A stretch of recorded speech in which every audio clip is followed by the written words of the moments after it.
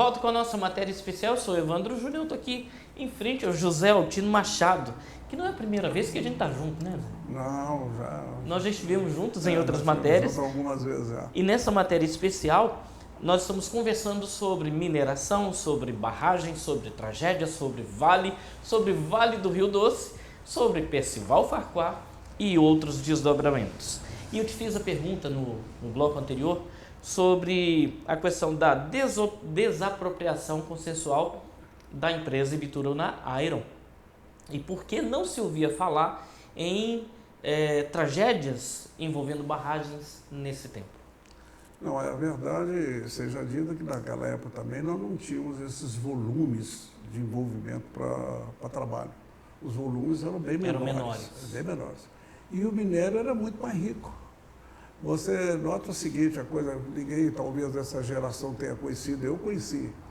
Aquela grande cratera que você vê em Itabira, naquela profundidade toda, aquilo era um pico mais alto que a Ibituruna. É mesmo? Era o pico do Cauê, conheci disso. Era todo minério de ferro. Só que era um minério rico. Era um minério que produzia menos rejeito. Era um minério que você podia tirar quase que praticamente a seco, que ele vinha. Só que isso tudo foi depredado ao longo do tempo, principalmente depois que ela foi vendida. Você vê a diferença? Parece que não faz diferença. O pessoal dos meninos, os técnicos do governo, no tempo que ela acionista era o governo, embora ela funcionasse como uma empresa particular, mas ela era do governo, eles trabalhavam tão certinho que eles blendavam o minério, eles não vendiam só o pellet ore, que é o minério mais caro, e deixando os outros para trás. Eles faziam uma blendagem com seus clientes, que isso proporcionava à companhia uma vida longa, inclusive, das suas minas. E com essa balançar de preços, ela começou a compensar a queda de preço com o volume de minérios de qualidade. Começou, então, a empobrecer. Aí começaram os problemas de jogar um rejeito a mais nas barragens que não deveria. Esse modelo de nós trabalharmos é que nós também, ela principalmente, que deveria ter se voltado para ele, poderia tentar trabalhar mais a seco, usando menos água, menos transporte. E isso é possível? É mais caro? É inviável economicamente? É mais caro. É mais caro. O mais fácil é o que ela faz, mete o argão e deixa a água correr à vontade. Existe essa ilusão que fala, não, porque ele fez não sei o quê. Não, aquilo não seca, aquilo é bobagem. Aquilo fica lá no garimpo, lá tem áreas lá que foram trabalhadas, que aquilo, o garimpeiro chama de melechete, fica aquele caldo pesado embaixo, aquilo não seca, aquilo mantém sempre o jeito que é feito. E, lamentavelmente, nós, aqui no estado também, no ano passado, de 2 anos para cá, estamos pegando um período de chuva atípico.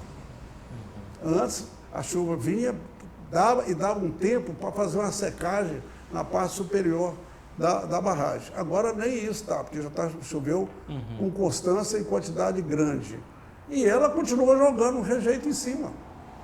Quer dizer, evidentemente, os garimpeiros da Amazônia, que não tem nem diploma, faz barragem com folha de coqueiro, que estava a famosa barragem chinesa deles, nunca estouraram. Eu não sei o que aconteceu com a nossa engenharia, porque quando você faz uma barragem, você usa cálculos, como os engenheiros estudam para usá-los. Por que não calcularam o peso que aquela barragem suportaria? Não é tão difícil assim, porque ele tem o peso específico do material que ele está jogando ali. O que houve foi que parece, eu não posso dizer isso, mas parece que não houve acompanhamento qual o peso que está sendo jogado dentro dessas barragens. Qual o peso, como está se comportando isso. Eu acho que solução tem, mas todas são soluções caras. A primeira e mais cara solução que tem é eles admitirem o erro e correr atrás de consertar o erro. Essa é a primeira. Eu acho que o primeiro embate deles seria admitir o erro, porque não adianta esse negócio, essas indenizações que eles estão pagando, como se isso fosse ficar mais barato. Não vai ficar mais barato, isso vai quebrar o Estado. Porque até a lei mineral no Brasil, ela é do tempo da coroa. Só mudou para o governo. O governo não é gestor do subsolo nacional, ele é proprietário. Então, o que acontece? Pega um alvará, pega um decreto de lá e dá para Vale, para tocar minério de ferro.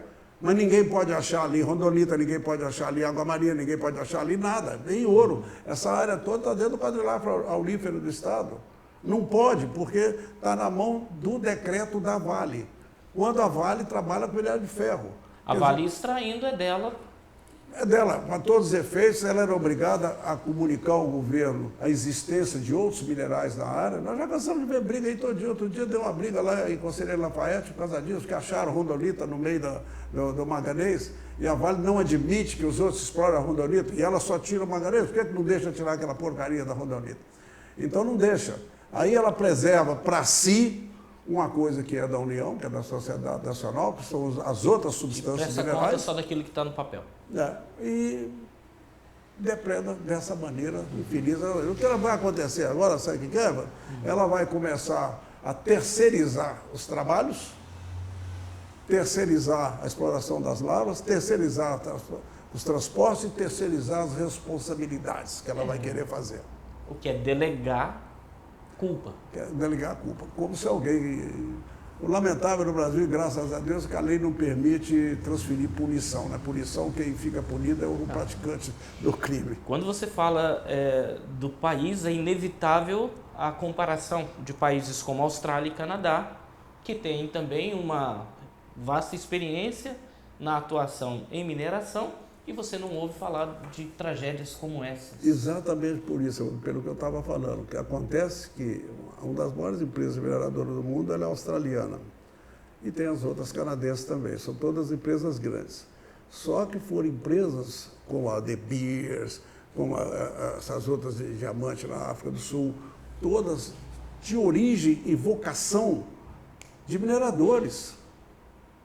A grande parte deles começaram até com garimpeiros, que foram, à medida que o tempo foi passando, eles foram crescendo, formando empresa, criando empresa e tocando. São gente que entende do ramo. Como foi o caso do presidente da parceira da Vale da Samarco, que a Samarco era da Samitre Marcona, que se associou com a Marcona. Ele chegou no Brasil, quando houve o problema da BP, ele chegou, assumiu e mandou chamar todo mundo e fazer muito diferente da Vale do Rio Doce, que não queria nem assumir. Vocês lembram disso? A Vale do Rio Doce levou mais de 3 meses para assumir o problema. E ainda criou essa tal de Renova aí, para tirar o nome dela e tirar o nome da BP da frente, para todo mundo falar em Renova, como se pudesse transferir a responsabilidade. Não, a Renova nós criamos só para resolver o problema.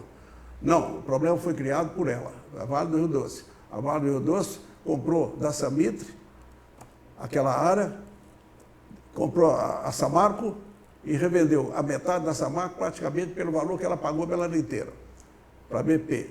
Então, essas coisas todas a gente não transfere. E esse negócio de Renova que você está assistindo aí, isso aí tudo, você vai ver o que vai dar aí. É nada. É nada. Isso aí é só para aparecer nome Renova e tirar nome de Vale e coisa. Essa que é a verdade mesmo. Então, essas responsabilidades todas que tem que ser buscadas com urgência. Se não houver uma interferência do governo na administração da Vale do Rio Doce, vai vir mais tragédia, vai acontecer mais tragédia, vão ter mais problema. E diferente das grandes companhias, que não tem, porque os donos delas são pessoas de dentro do ramo da vocação, eles não fazem essas besteiras nem essas loucuras aqui, não fazem. Além disso, você acha que o foco em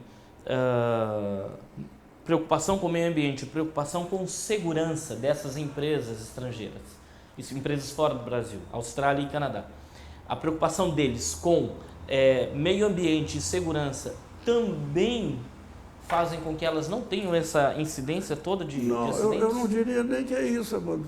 É a questão do comércio mesmo. É burrice fazer isso. Isso é lavra ambiciosa, que eles lá fora não fazem isso. Eles têm uma regra. A companhia é um paquiderme, elas são gigantescas, tanta deles, a do Canadá, a nossa, a Vale, elas são gigantescas. Fazer um movimento num gigante desse para ele aumentar 10% num ano é muita coisa. É porque é muito grande. Você mexe com o sistema todo de trabalho dela para você conseguir aumentar 10%. Aqui não. Aqui deu um cacete na linha, deu um cacete na mina, deu um cacete na jazida, depredando a jazida com lavra ambiciosa, para você ver a frequência dos trilhos da Vale aqui, eram 14 minutos. Com 14 minutos passava um trem. Eles chegaram a 6. Uau! Por aí você imagina, para que isso? Por quê? Quer dizer, eles tinham que ter, eles chamavam de breakpoint, aquele ponto de atingir ali, onde garantia o bom negócio, presente e futuro. E, curiosamente, olha o que está acontecendo no mundo agora. Nós estamos com 9 grandes siderurgias na China, semi-paralisadas, falta de minério de ferro. Sério? Sério. E nós estamos nessa situação aqui. Por aí você vê que coisa é essa, que esse povo arrumou dirigindo essa companhia. Por que não chamaram os técnicos de volta? Por que não chamaram o Breno, que foi um técnico gestor dela? O Eliezer, o dia que já morreu. Mas a verdade é que está mal gerida. Não é assim, ela não pode ser gerida como banco. Ela tem que recuperar aqueles minérios mais fracos, ela tem que colocar usinas de beneficiamento de enriquecimento do teor do minério aqui no Brasil, para aí sim exportar o minério com teor alto. Porque está sobrando para ela aqui Itabirito, que é o minério mais fraco, muito mais fraco que a hematita, o teor contido de Itabirito é 47%, 52% no máximo, quando a hematita vai até 72% de minério contido. Quer dizer, mas tem que fazer pressa essas usinas aqui para transformar essa concentração do minério mais pobre. Aí nós vamos trabalhar ainda um bocado de anos. Mas enquanto for só nessa lavra ambiciosa, vai tirando, dando pau, vai jogando, vai mandando, botando no trilho, botando no navio. Ganancioso. Né? Zé Altino, está acontecendo a olhos nus aí, um movimento dessa nossa região para o norte, em termos de extração mineral. Então, a Vale agora está apostando em Carajás. Nós podemos prever riscos de rompimentos nessas áreas também do norte? Ou eles estão tomando devido cuidado em relação à confecção, à construção, à tecnologia de construção dessas novas barragens? Não, no Carajás é mais difícil acontecer, porque até a topografia lá é completamente diferente da Minas Gerais. A Amazônia, todo mundo pensa que chove porque tem floresta, não, é o contrário. Tem a floresta porque chove. Porque lá não existem serras no sentido sul-norte, nenhuma para cercar os ventos que andam carregando as nuvens. Todas as serras lá são no sentido leste-oeste. A começar no Carajás, que é uma serra isolada no meio de um terreno mais plano. Então, eles não têm muito esse problema. E o minério de lá ainda está em teor alto, o que significa que a quantidade de rejeito é menor. Então, ele pode trabalhar quase que a seco com o minério que dá certo. Então, lá nós não temos esse problema. Esse problema que está aqui, que a Vale está querendo ameaçar o governo, é um problema político, que ela quer amassar o governo, essa coisa toda. Eu paro minhas atividades em Minas, eu tiro minhas atividades em Minas. Aí assusta os mineiros aqui, o governo, não só o governo mineiro, como o governo federal também, porque em Minas ela dá um baque enorme, porque é um mundo de empregados, não dela, mas o universo de pessoas dependentes do funcionamento da Vale, do lado de fora da Vale, é maior do que do lado de dentro, que são as outras empresas que trabalham em função dela. Aí ela fica com esse negócio, se me apertar demais eu paro, se me condenar eu paro. Não, tem que condenar, tinha que pegar eles e botar na cadeia. Porque se eles fossem um pescador que pescou ali na época da Piracema, estava preso. O certo era pegar eles e colocar na cadeia. Quem fez isso aí tinha que estar na cadeia. E quando estourou Mariana, foi a primeira coisa que eu disse, eu quero ver se esse povo vai na cadeia, porque isso aí foi criminoso. Como é criminoso continuar em Brumadinho e como é criminoso eles não resolverem a situação sabendo que vai estourar Barão de Cocais. Vamos dar mais uma parada para a gente respirar. Vamos lá.